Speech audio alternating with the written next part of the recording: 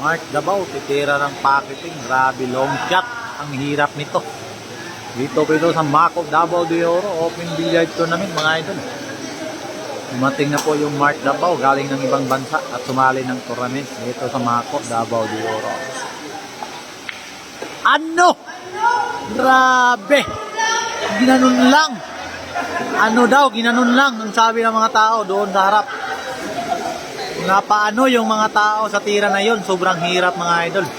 Yan po ang binansagang Godzilla ng Mindanao. Iki Mark Davao.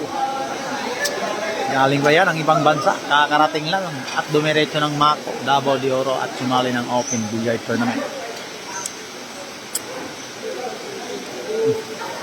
Napangiti na lang si Mark dahil sa mga tao. Napaano kasi yung mga tao mga idol. Nagmasyada pa yung tao doon sa harap mga idol na pumasok na itong gis. Sa papasok na itong gis. Marabing tuwa ng mga tao nasa harap mga idol. Mahirap din ito. Nasa harap, ano din pamato, nasa banda.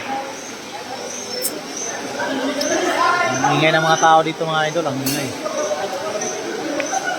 Ano? Grabe. Grabe ang saya ng mga tao. Napaano na lang yung mga tao doon sa harap, oh. Yan po si Mark Davao, mga idol, ha.